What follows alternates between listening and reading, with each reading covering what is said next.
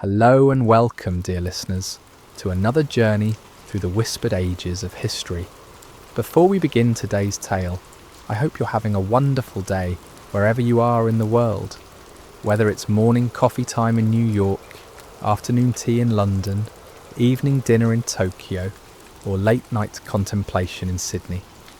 Thank you for joining me on this exploration of forgotten civilizations. I'd love to know where you're listening from and what time of day it is for you. And if you haven't already, please consider subscribing to Whispered Ages to join our growing community of history enthusiasts who love to uncover the forgotten stories that shaped our world. Today we venture into the heart of Central Asia, to a civilization that once held the ancient world together through threads of silk, ropes of gold, and networks of trust. This is the story of the Sogdians, the master traders who connected empires, carried cultures across continents, and built their fortune on being the bridge between worlds that rarely trusted each other. Across the sunburnt plains of Central Asia, ruins of mud brick cities crumble beneath endless skies. The desert wind whistles through broken archways, where once the voices of merchants haggled in a dozen languages. Here, beneath layers of sand and centuries, lie the remnants of Samarkand and Bukhara, Panjikent and Varaksha. These were once jewels of the Sogdian world, glittering oases where the riches of China met the treasures of Rome, where Buddhist monks shared roads with Zoroastrian priests, and where a single caravan might carry silk from the looms of Chang'an alongside glass vessels blown in the workshops of Damascus. The Sogdians were the middlemen of the ancient world, the translators and negotiators who made impossible commerce possible. For over 1,000 years, they were the human bridges spanning the vast distances between civilizations that viewed each other with suspicion and wonder. They spoke every language that mattered, understood every custom that counted, and could navigate the treacherous politics of empires with the same skill they used to guide caravans across trackless deserts. Their story is not one of conquest or monumental architecture. The Sogdians built no pyramids, carved no colossal statues, and left behind no epic poems celebrating military victories. Instead, they wove themselves into the very fabric of Eurasian civilization, becoming so essential to trade and diplomacy that their disappearance from history represents one of the great quiet tragedies of the ancient world. They were the unsung architects of globalization, 1,500 years before that word was ever conceived. To understand the Sogdians is to understand how the ancient world truly functioned, not through the grand narratives of emperors and generals, but through the patient work of merchants and diplomats who chose cooperation over conquest, profit over power, and cultural fusion over cultural dominance. Around 500 BCE, in the fertile river valleys of what we now call Uzbekistan and Tajikistan, a people began to emerge who would reshape the economic geography of the ancient world.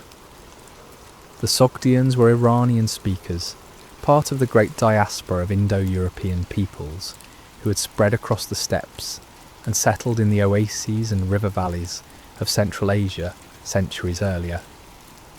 But unlike their nomadic cousins, who continued to roam the grasslands with their herds, the Sogdians had chosen a different path. They settled primarily along two great rivers, the Zarafshan and the Kashka Darya, where the snowmelt from distant mountains created ribbons of green fertility cutting through the harsh landscape.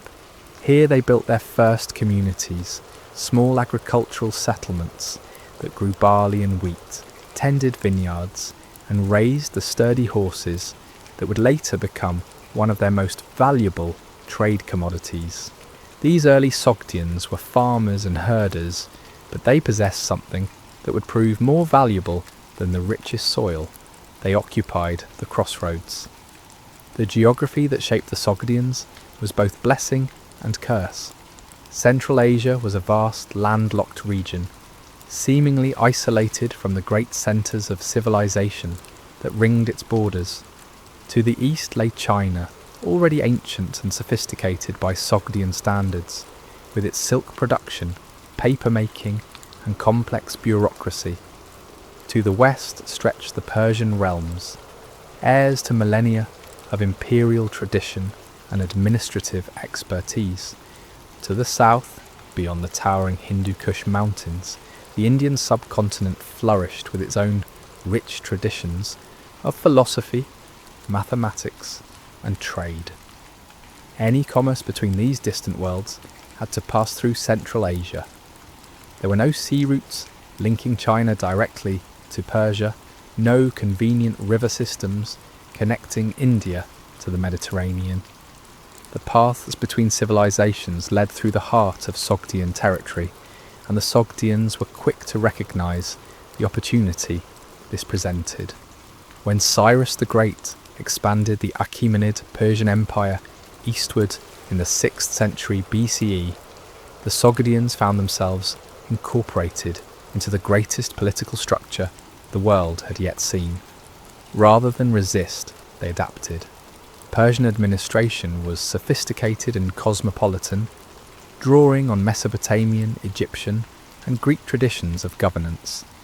The Sogdians learned Persian diplomatic practices, administrative techniques, and most importantly, the art of managing relationships between diverse cultural groups within a single political framework. Under Persian rule, the Sogdians gained their first real exposure to international commerce on a grand scale. The Achaemenid Empire stretched from India to Greece, from the Black Sea to the Persian Gulf. Trade goods flowed along its roads, precious metals from Anatolia, spices from India, luxury textiles from Babylon. The Sogdians observed, learned, and began to position themselves as facilitators of this commerce. They developed their first crucial skill during this period, multilingualism. A Sogdian merchant needed to communicate with Persian administrators, Greek craftsmen, Indian spice traders, and Chinese silk producers. This wasn't simply a matter of learning vocabulary, it required understanding the cultural assumptions, negotiation styles, and business practices of completely different civilizations. The Sogdians became cultural chameleons, able to shift their behaviour and presentation to match the expectations of whatever group they were dealing with. More importantly, they learned to build trust across cultural boundaries. In a world where merchants from different civilizations viewed each other with deep suspicion, the Sogdians became known for their reliability. They honoured their contracts, protected their clients' goods, and maintained their reputation for honesty even when it might have been more profitable to cheat. This wasn't mere altruism, it was sophisticated long-term thinking. In a business built on relationships across vast distances, reputation was literally more valuable than gold. By the time Alexander the Great swept through Central Asia in 329 BCE, the Sogdians had already developed many of the characteristics that would define their civilization. They were cosmopolitan, multilingual, and focused on commerce rather than conquest. They understood that their strength lay not in military might, but in making themselves indispensable to others. When Alexander departed and his empire fragmented, the Sogdians remained, ready to serve new masters and facilitate new networks of trade. The Hellenistic period that followed Alexander's conquests introduced the Sogdians to Greek commercial practices and technologies. They learned about banking, credit systems, and standardized weights and measures. They adopted Greek architectural elements for their buildings and Greek artistic motifs for their crafts. But they didn't simply copy, they synthesized, creating hybrid forms that combined Greek, Persian, and local traditions. As the centuries passed and new powers rose in China, the Sogdians watched and prepared. They had learned the fundamental lesson of their geography. Empires rise and fall, but trade endures. The merchants who could adapt to new political realities while maintaining their commercial networks would not only survive, but prosper. They were positioning themselves to become the indispensable middlemen of whatever trading system emerged next. That system would prove to be more extensive and lucrative than they could have imagined. The transformation of the Sogdians from regional traders to masters of international commerce began with a single Chinese diplomatic mission. In 138 BCE, Emperor Wu of the Han dynasty sent a court official named Zhang Qian on what seemed like an impossible mission: travel west beyond the known borders of China to establish contact with potential allies against the nomadic Xiongnu Confederation that threatened China's northern frontiers. Zhang Qian's journey was an epic of endurance and diplomacy. For over a decade, he travelled through territories no Chinese official had ever seen, was captured and held prisoner by the Xiongnu for 10 years, escaped and continued his mission. When he finally returned to the Han court in 126 BCE, he brought back detailed reports of the kingdoms and peoples he had encountered in Central Asia. Most intriguingly, he described the magnificent horses of Fergana and the sophisticated trading cities of Sogdiana. More importantly, Zhang Qian had discovered that these distant lands possessed goods that China desperately wanted, and that they, in turn, craved Chinese products. The foundation for systematic trade between East and West had been laid, and the Sogdians were perfectly positioned to make it happen.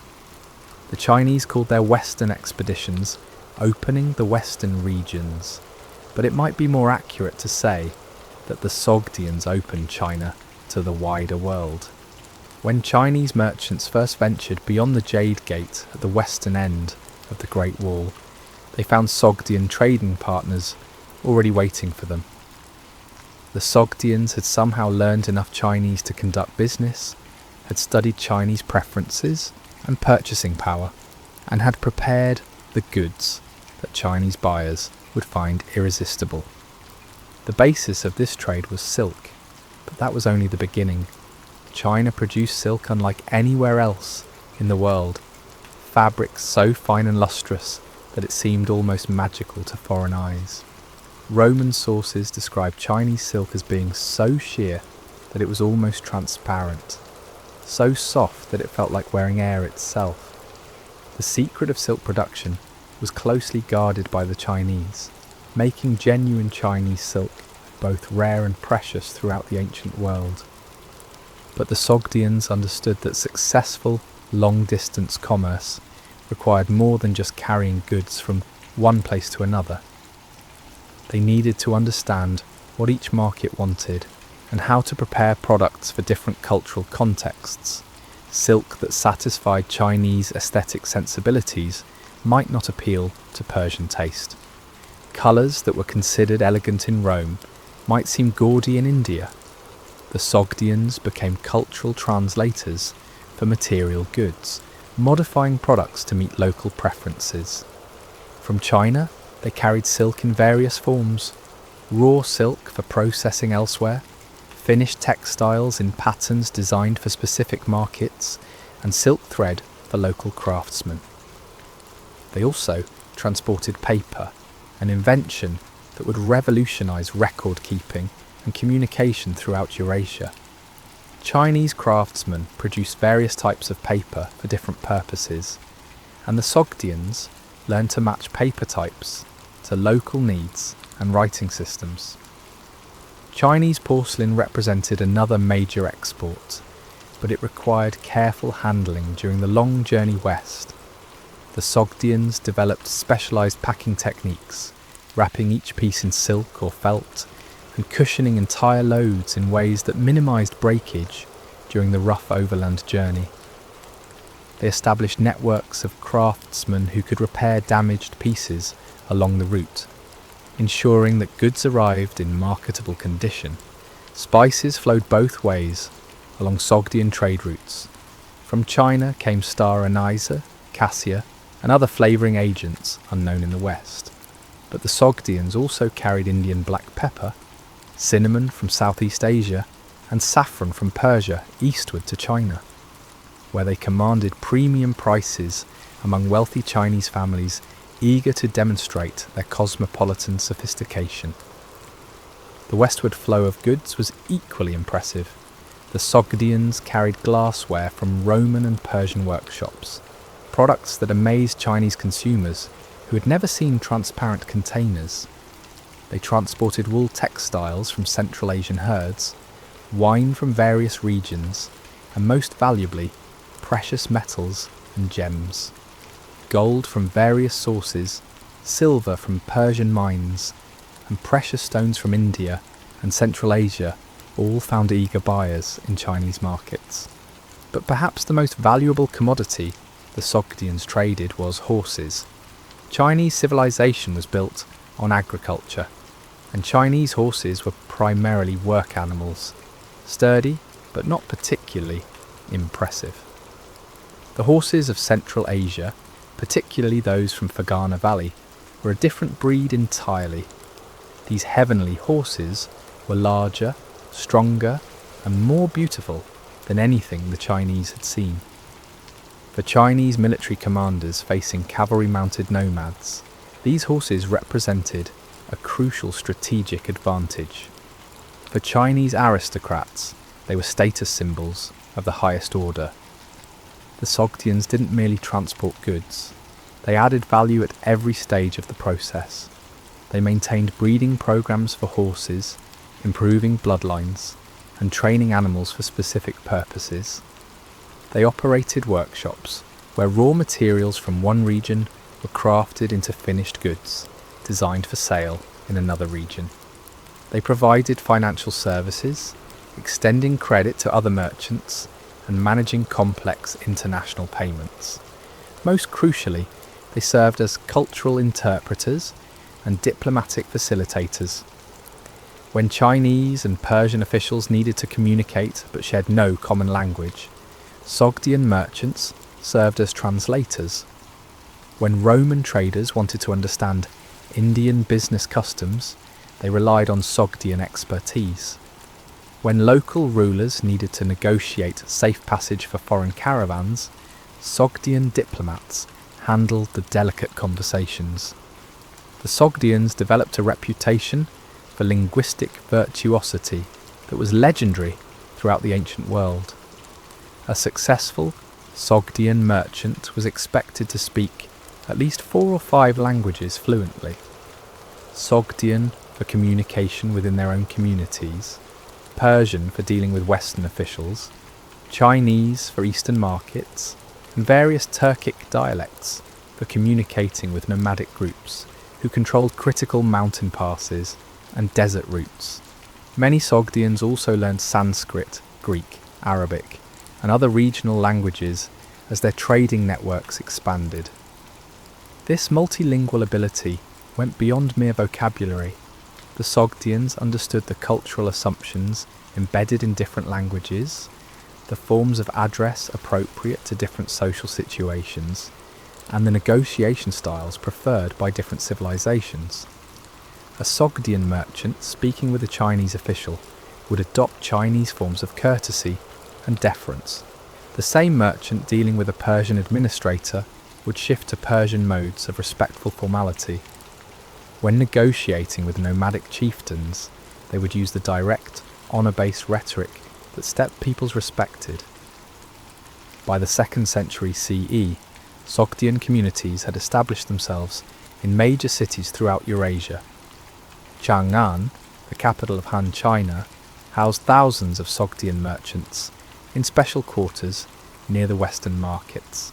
Sogdian temples, workshops, and trading houses operated under Chinese protection, but maintained their own customs and religious practices. Similar communities existed in Samarkand, Bukhara, Merv, and other Central Asian cities, creating a network of commercial and cultural connections that spanned continents. The Sogdians had become the human infrastructure of Eurasian trade, the people who made long-distance commerce possible in an age when such trade should have been impossible. They had transformed from regional farmers into international merchants, from local craftsmen into cultural ambassadors, from provincial subjects of various empires into the connective tissue that held the ancient world's economy together. Between the 5th and 7th centuries CE, Sogdian civilization reached heights that would never be equalled again. Their cities became legendary across Eurasia for their wealth, their sophistication, and their remarkable ability to synthesize diverse cultural traditions into something entirely new. This was the period when being Sogdian meant belonging to one of the most cosmopolitan and influential cultures in the world. Samarkand, the greatest of Sogdian cities, became a marvel that drew visitors from across the known world. Chinese pilgrims travelling to India described it as a city of gardens and fountains, where music filled the air and merchant stalls displayed goods from every corner of the earth. Persian chroniclers wrote of its magnificent temples and palaces, decorated with frescoes that combined Greek, Persian, Indian, and Chinese artistic traditions. Arab geographers praised its sophisticated urban planning, with wide boulevards, efficient drainage systems, and public baths that rivaled anything in Damascus or Baghdad. The wealth that supported this magnificence came from the Sogdians' complete mastery of Eurasian trade networks. By the 6th century, they had expanded far beyond their role as simple middlemen. Sogdian trading houses operated sophisticated businesses that would have been recognisable to modern international corporations. They maintained offices in dozens of cities, managed complex supply chains across thousands of miles, and employed hundreds of people in various capacities. A typical major Sogdian trading house might have headquarters in Samarkand, with branch offices in Chang'an, Luoyang, Kashgar, Merv, and Ctesiphon. Each office maintained warehouses stocked with goods appropriate to local markets, employed local staff who understood regional preferences and regulations, and established relationships with local officials and business partners. The coordination required to manage such far-flung operations was extraordinary for the ancient world. The Sogdians pioneered several innovations that made this coordination possible. They developed sophisticated record-keeping systems using multiple languages and scripts, allowing them to maintain accurate inventories and financial accounts across their entire network. They created standardized contracts that could be enforced in multiple legal systems, establishing the foundation for international commercial law. Most importantly, they built a reputation for reliability that transcended cultural and political boundaries. Sogdian merchants were known throughout Eurasia for honouring their agreements regardless of changing political circumstances. When wars disrupted trade routes, or when new rulers imposed different regulations, other merchants might abandon their contracts or renegotiate terms to their advantage. The Sogdians maintained their commitments, even when doing so was costly in the short term. This consistency earned them a level of trust that was literally invaluable in long-distance commerce. The religious life of Sogdian cities during this golden age reflected their cosmopolitan character. Zoroastrianism remained the dominant religion among ethnic Sogdians, but their cities welcomed practitioners of every major faith. Buddhist monasteries operated alongside Zoroastrian fire temples. Nestorian Christian churches served growing communities of Christian merchants and craftsmen. Jewish communities maintained synagogues and contributed their own commercial expertise to the Sogdian economy. Later, as Arab influence grew, Islamic mosques joined this religious diversity. This wasn't merely tolerance, it was active embrace of religious diversity as a commercial and cultural asset. Sogdian rulers understood that religious inclusivity attracted merchants from all backgrounds, expanding their cities' trading networks and economic opportunities. More subtly, the Sogdians recognised that different religious traditions offered different insights and capabilities that could benefit their society as a whole. Buddhist communities brought with them traditions of education and scholarship that enhanced Sogdian cultural sophistication. Buddhist monasteries often served as schools, libraries, and centres for artistic production. The Buddhist emphasis on compassion and ethical behaviour aligned well with Sogdian commercial values, reinforcing their reputation for honesty and fair dealing. Zoroastrian fire temples served as community centres that maintained traditional Sogdian culture while adapting to new influences. Zoroastrian priests often served as advisors to Sogdian rulers, providing counsel on both spiritual and practical matters. The Zoroastrian emphasis on truth-telling and good work supported the ethical framework that made Sogdian commerce successful. Nestorian Christianity brought connections to the Byzantine Empire and access to Greek philosophical and scientific traditions. Christian merchants often served as bridges between Sogdian traders and their counterparts in Constantinople and other Byzantine cities. Christian scribes contributed to Sogdian record-keeping and correspondence, often working in multiple languages and scripts. The cultural fusion that characterised Sogdian cities during this period produced remarkable artistic achievements. Sogdian artists developed distinctive styles that combined elements from across Eurasia. Wall paintings in Sogdian palaces might feature Chinese dragons alongside Persian hunting scenes, Greek mythological figures interacting with Indian deities, and Central Asian nomadic motifs framing the entire composition. Sogdian metalworkers created silver vessels that were prized throughout the ancient world. These pieces often featured complex narrative scenes drawn from multiple cultural traditions, demonstrating the sophisticated cultural knowledge of Sogdian craftsmen. A single silver bowl might depict scenes from Greek mythology executed in Persian artistic style, with Chinese decorative elements and Sogdian inscriptions. Textile production in Sogdian cities reached extraordinary levels of sophistication. While they couldn't match Chinese silk production, Sogdian weavers developed their own specialties that were highly valued in international markets. They created complex brocades that incorporated metallic threads, producing fabrics that seemed to capture and reflect light in constantly changing patterns. They developed distinctive dyes and colour combinations that became associated with Sogdian luxury goods throughout Eurasia. Music and dance in Sogdian cities became famous throughout the ancient world. Sogdian musicians and dancers performed in courts from China to Byzantium, carrying with them musical styles that blended traditions from across Eurasia. Chinese sources describe Sogdian musical performances as unlike anything in Chinese tradition, featuring instruments and rhythms that seem to capture the spirit of distant lands.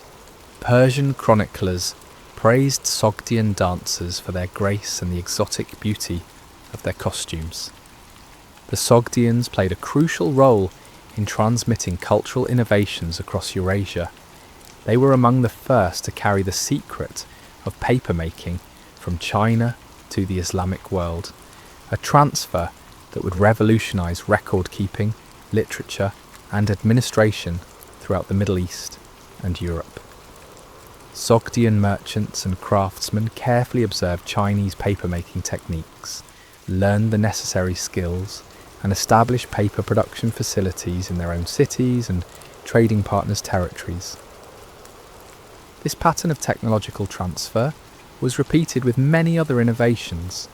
The Sogdians carried Chinese printing techniques westward, Persian astronomical knowledge eastward, Indian mathematical concepts in both directions, and their own innovations to markets throughout Eurasia. They served as a kind of technological circulatory system for the ancient world, ensuring that useful innovations spread far beyond their places of origin.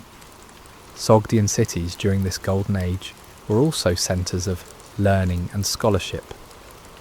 Wealthy Sogdian merchants funded libraries, schools, and scholarly institutions that attracted intellectuals from across Eurasia.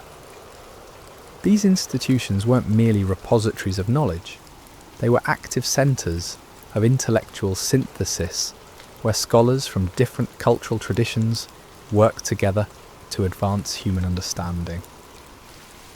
In Sogdian schools, Chinese students might study Persian poetry, Persian students might learn Indian mathematics, and Sogdian students might master Greek philosophy. This cross-cultural education produced a generation of intellectuals who could think across cultural boundaries and synthesize ideas from multiple traditions. Many of these scholars went on to serve as advisors to rulers throughout Eurasia, carrying Sogdian influence far beyond the commercial sphere. The architectural achievements of Sogdian cities during this period reflected both their wealth and their cultural sophistication.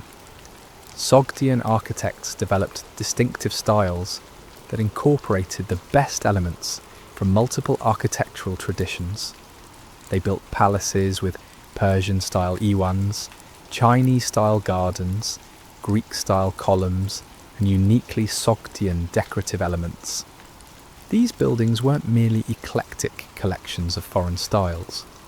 They were sophisticated syntheses that created something entirely new. Sogdian urban planning was remarkably advanced for its time. Major Sogdian cities featured sophisticated water management systems that supported both agriculture and urban life in challenging desert environments. They built efficient sewage systems, public baths and market facilities that could accommodate the complex needs of their cosmopolitan populations.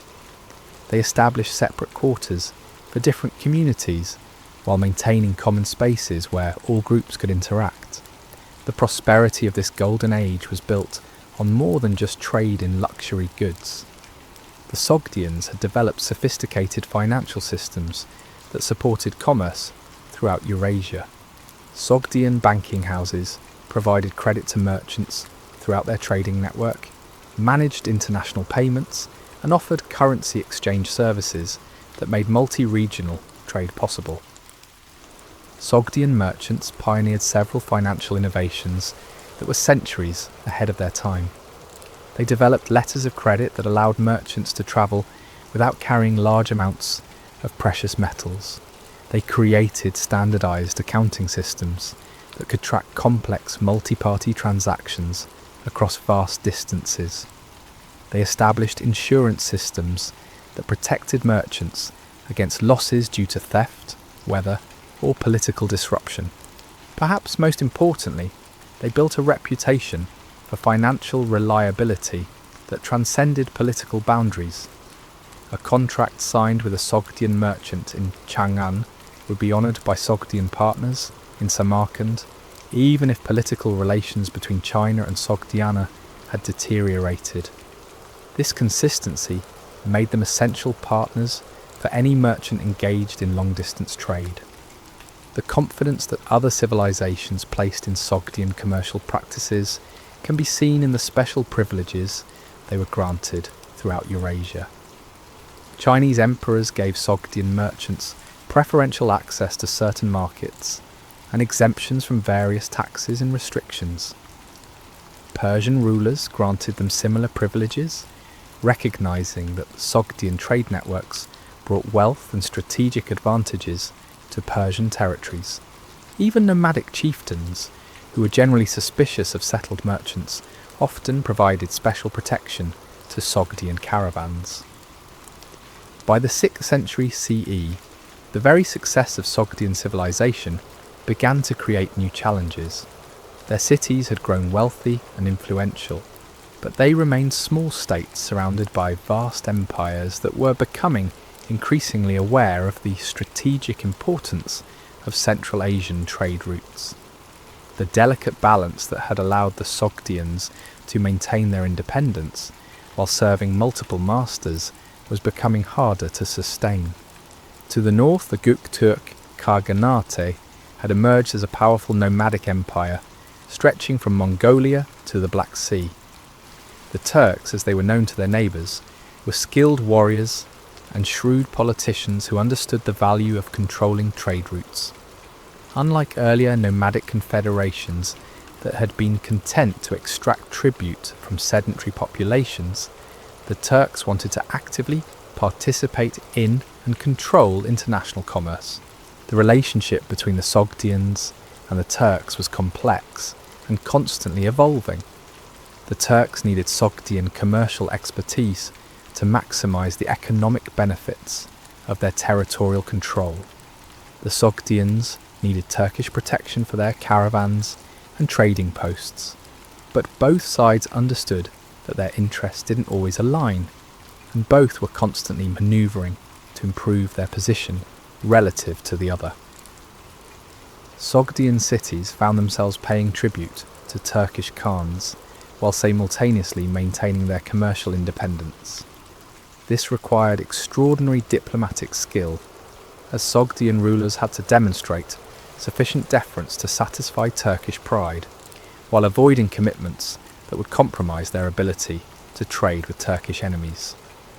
They developed a sophisticated vocabulary of diplomatic submission that satisfied Turkish demands for recognition while preserving practical autonomy. To the south, the Persian Sassanid Empire represented another major challenge. The Sassanids had inherited the Persian imperial tradition and considered themselves the rightful heirs to Cyrus the Great's dominions. From their perspective, the Sogdian cities were rebel provinces that had illegitimately gained independence during periods of Persian weakness. As Sassanid power revived in the 6th century, Persian pressure on Sogdian cities increased correspondingly. The Sogdians managed Persian relations through a combination of diplomatic marriages, commercial concessions, and carefully calibrated demonstrations of loyalty. Sogdian noble families intermarried with Persian aristocrats, creating kinship networks that provided protection against Persian aggression. Sogdian merchants granted Persian officials preferential treatment in commercial matters, ensuring that Persian elites benefited financially from continued Sogdian independence. When Persian armies marched near Sogdian borders, Sogdian rulers would send tribute and expressions of loyalty, demonstrating their recognition of Persian suzerainty without actually surrendering their independence. Perhaps most challengingly, the Sogdians found themselves caught between the Turkish-Persian rivalry that dominated 6th century geopolitics. The Turks and Sassanids were engaged in a prolonged struggle for control of Central Asia and the trade routes that connected east and west. Both sides wanted Sogdian cities as allies, but both also suspected the Sogdians of providing aid to their enemies. This suspicion was often justified. Sogdian commercial interests required maintaining relations with all major powers, regardless of their political conflicts with each other. A Sogdian merchant who refused to trade with Persian customers because of Turkish objections would lose access to crucial markets and goods. Similarly, avoiding Turkish territories because of Persian pressure would make many trade routes impossible to use. The Sogdians developed increasingly sophisticated strategies for managing these conflicting loyalties. They established separate trading companies that officially served different political masters, allowing them to maintain commercial relationships with hostile powers while providing plausible deniability to their political patrons. They used their religious diversity as diplomatic cover, arguing that their Christian merchants naturally served Byzantine interests, their Zoroastrian merchants naturally served Persian interests, and their Buddhist merchants naturally served Chinese interests. Most cleverly, they positioned themselves as neutral mediators in conflicts between their powerful neighbours. When the Turks and Persians needed to communicate during truces or treaty negotiations, Sogdian diplomats often served as intermediaries. This role was dangerous, as failed negotiations could result in both sides blaming Sogdian mediators, but it also made the Sogdians valuable to all parties and reduced the likelihood that any single power would move decisively against them. The Chinese Tang dynasty, which had replaced the Han as China's dominant power, represented both an opportunity and a threat for Sogdian merchants. The Tang emperors were more militarily aggressive than their Han predecessors, extending Chinese influence deep into Central Asia and establishing a more direct Chinese presence along traditional trade routes. This expansion brought Chinese protection for Sogdian merchants, but also increased Chinese control over their activities. Under Tang protection, Sogdian communities in Chinese cities grew larger and more prosperous than ever before.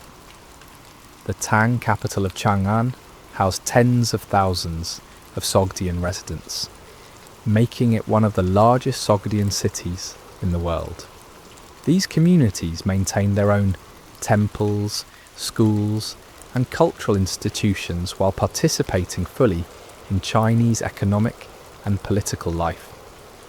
Many Sogdians served in the Chinese military, bureaucracy, and diplomatic service, rising to positions of considerable influence within the Tang system. The most famous example was An Lushan, a Sogdian general who served the Tang dynasty with distinction for decades before launching a massive rebellion that nearly destroyed the empire in the 8th century. An Lushan's story illustrates both the opportunities available to Sogdians within Chinese service and the suspicions that their divided loyalties sometimes aroused among Chinese officials. The Tang period saw the establishment of formal Chinese protectorates over many Central Asian territories, including some Sogdian cities. These arrangements granted Chinese military protection and trading privileges while nominally preserving local autonomy. In practice, Chinese influence over Sogdian affairs increased significantly as Chinese officials became involved in local politics and Chinese merchants began competing directly with Sogdians in traditional Sogdian markets. The Sogdians adapted to these new circumstances with their characteristic flexibility, but the adaptations came at a cost. Maintaining independence while serving multiple masters required constant vigilance and increasingly complex political calculations. Sogdian rulers spent more time and resources on diplomacy and less on the commercial and cultural development that had made their civilization distinctive. More subtly, the political pressures of the 6th and 7th centuries began to erode the religious and cultural tolerance that had been one of Sogdian civilization's greatest strengths. When Turkish Khans favoured certain religious communities, Sogdian cities found themselves pressured to discriminate against other faiths. When Persian officials demanded evidence of Zoroastrian orthodoxy, Buddhist and Christian communities faced restrictions on their activities. When Chinese protectors wanted demonstrations of loyalty, Sogdian rulers had to balance Chinese demands against the interests of their non-Chinese subjects. These pressures didn't destroy Sogdian civilization overnight, but they began to undermine the foundations that had made Sogdian success possible. The openness, tolerance, and cultural flexibility that had allowed the Sogdians to serve as bridges between different civilizations became liabilities when those civilizations demanded exclusive loyalty. The commercial networks that had made Sogdian cities prosperous became vulnerabilities when political patrons demanded that trade serve their strategic objectives rather than Sogdian economic interests. Despite these challenges, Sogdian cities continued to prosper through the 7th century. Their accumulated wealth, commercial expertise, and diplomatic skill provided considerable resilience against political pressures. Sogdian merchants continued to dominate many trade routes. Sogdian craftsmen continued to produce goods prized throughout Eurasia, and Sogdian diplomats continued to serve as essential intermediaries between hostile civilizations. But the Golden Age was ending. The political independence that had allowed Sogdian civilization to flourish was being steadily eroded by the demands of more powerful neighbours. The cultural synthesis that had made Sogdian cities unique was being pressured toward conformity with the expectations of political patrons. Most ominously, new technologies and trade routes were beginning to emerge that would challenge the fundamental basis of Sogdian prosperity. The 8th century brought changes that would ultimately prove fatal to Sogdian civilization, though their full implications weren't immediately apparent. These changes operated on multiple levels. Technological innovations that altered the economics of long-distance trade, political upheavals that disrupted traditional alliance systems, and cultural transformations that challenged the pluralistic foundations of Sogdian society. The most significant long-term threat came from developments that seemed initially to have little connection to Central Asian affairs. In the Mediterranean, Arab and Byzantine shipbuilders were developing more sophisticated vessels capable of carrying larger cargoes over longer distances with greater reliability. In the Indian Ocean, monsoon sailing patterns were being systematically studied and exploited to create regular shipping schedules between India, Southeast Asia, and the Middle East. In China, improvements in canal systems and river navigation were making internal transportation more efficient and cost-effective. These maritime developments didn't immediately threaten overland trade routes, but they began to offer alternatives that were often faster, cheaper, and more secure than caravan travel. A merchant in Baghdad who wanted Chinese silk could now obtain it by purchasing from Indian Ocean traders who had acquired it through Southeast Asian intermediaries, avoiding the long journey through Central Asian territories entirely. Similarly, Chinese buyers interested in Middle Eastern goods could often obtain them more efficiently through sea routes than through traditional Silk Road networks. The Sogdians initially adapted to these changes by diversifying their services and finding new niches in the evolving trade system. They established partnerships with maritime merchants, providing inland distribution networks for goods that arrived by sea. They developed expertise in products that were difficult to transport by ship, such as live animals and fragile luxury items. They expanded their financial services, providing banking and credit facilities for the increasingly complex international trade networks. But these adaptations couldn't fully compensate for the fundamental shift in trade patterns that maritime routes represented. The overland routes that the Sogdians had dominated for centuries were gradually becoming secondary to sea-based trade networks. This shift was slow enough that individual Sogdian merchants could adapt their business practices, but it was profound enough to undermine the economic foundations of entire Sogdian cities. The political upheaval that most directly impacted Sogdian civilization came in 751 CE at the Battle of Talas, fought between Chinese Tang forces and the Abbasid Caliphate in what is now Kazakhstan. The battle itself was relatively small, but its consequences were enormous for Central Asian political geography. The Chinese defeat marked the effective end of Tang expansion westward and the beginning of significant Chinese withdrawal from Central Asian affairs. For the Sogdians, the Chinese withdrawal was catastrophic. Chinese protection had shielded Sogdian cities from the worst pressures of Turkish and Persian demands. Chinese markets had provided reliable demand for Sogdian services and products. Chinese political backing had given Sogdian diplomats leverage in their negotiations with other powers. When Chinese influence retreated eastward, the Sogdians found themselves exposed to their neighbours' ambitions without their most powerful patron. The Arab expansion into Central Asia represented more than just another political conquest.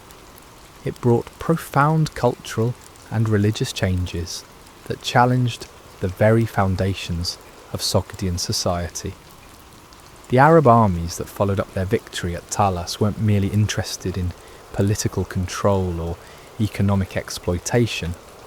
They came as missionaries of Islam, determined to transform the religious and cultural landscape of the territories they conquered.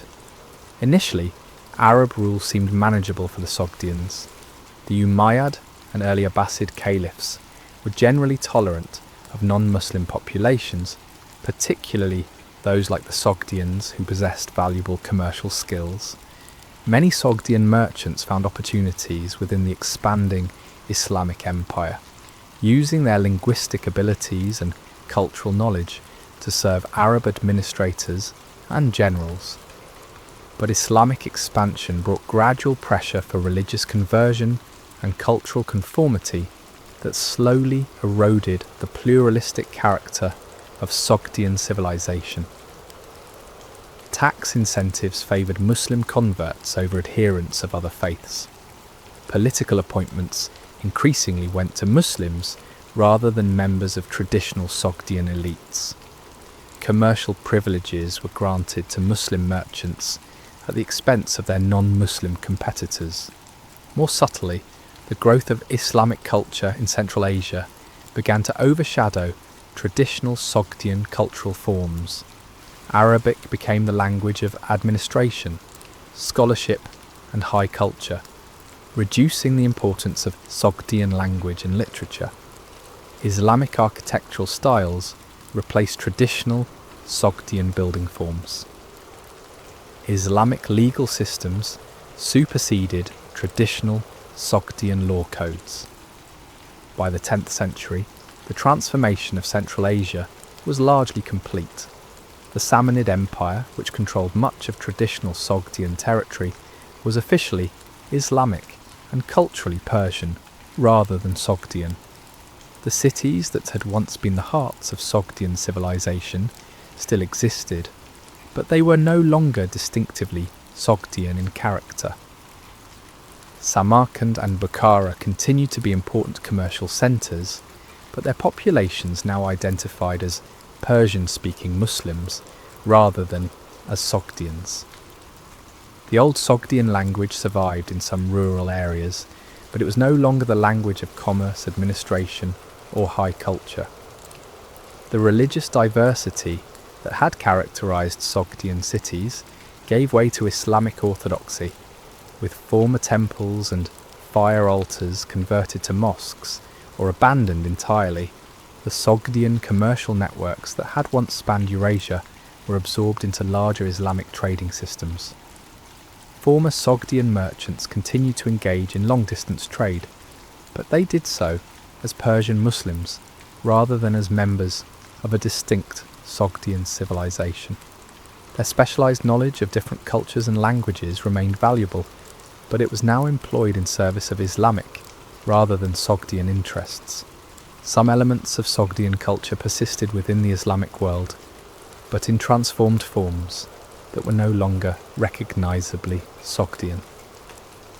Sogdian artistic techniques influenced Islamic decorative traditions. Sogdian commercial practices contributed to Islamic banking and trade networks.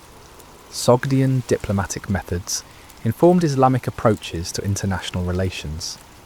But these contributions were anonymous, absorbed into Islamic civilization without acknowledgement of their Sogdian origins. The final blow to any remaining Sogdian identity came with the Mongol invasions of the 13th century. Genghis Khan and his successors were less interested in cultural preservation than their Arab predecessors had been. When Mongol armies swept through Central Asia, they destroyed cities indiscriminately, slaughtering populations and erasing institutional memories that had survived previous conquests.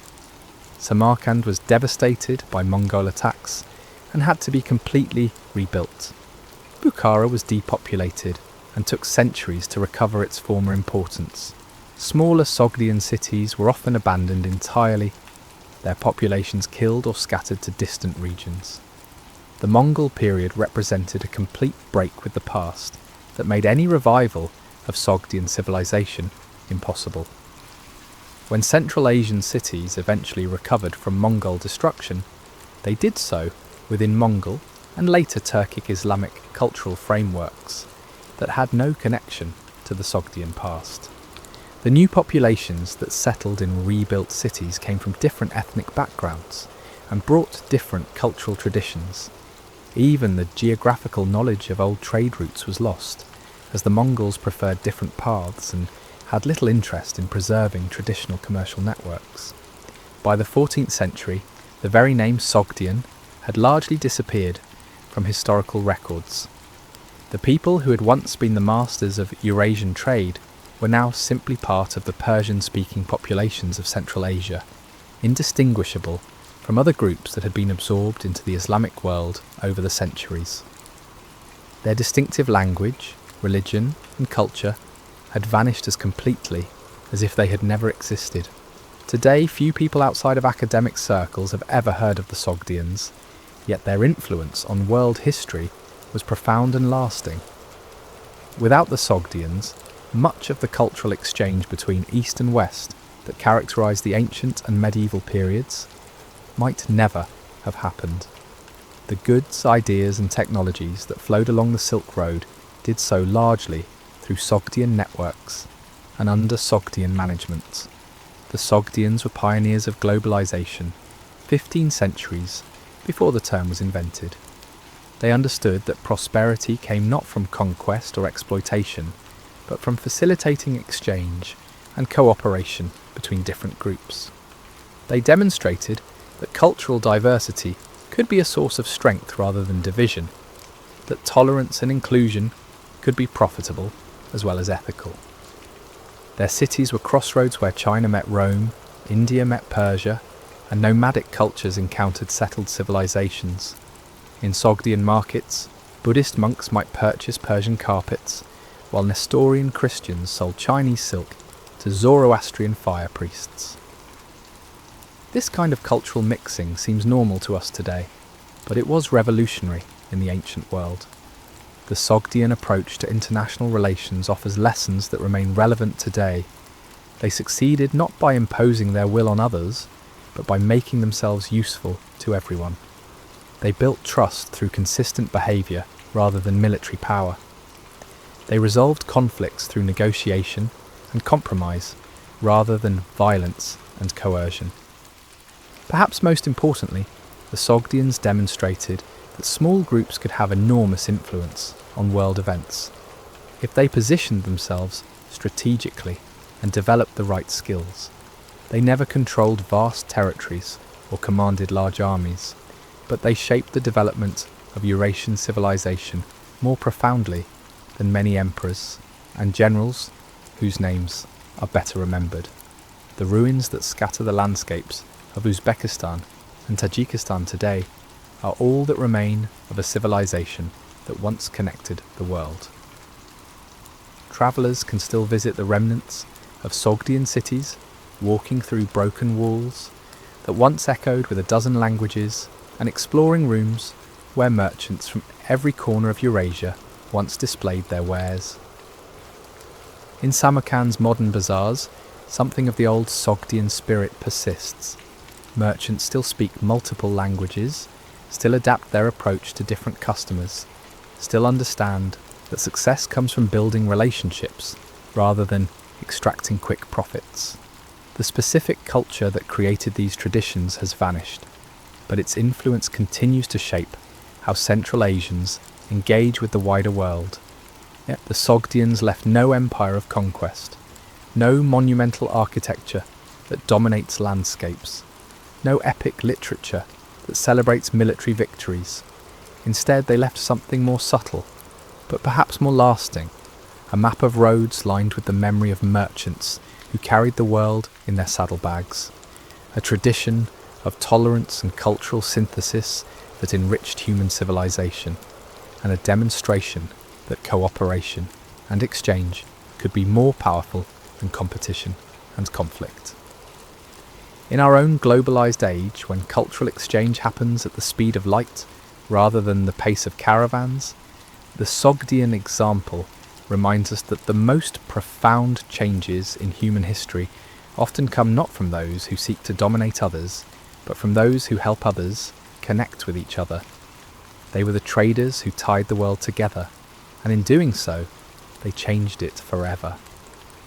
Their story whispers to us across the centuries that diversity is strength, that understanding is more valuable than power, and that the greatest monuments to human achievement are not built of stone, but woven from the countless threads of connection that bind humanity together. In the wind that still blows across the ancient trade routes of Central Asia, we can hear the echo of Sogdian voices calling across cultures and centuries, reminding us that we are all part of one human story, connected by bonds that transcend the boundaries of time and space. Thank you for joining me on this journey through the whispered ages. Until we meet again in the shadows of history, may your own roads be filled with wonder and discovery.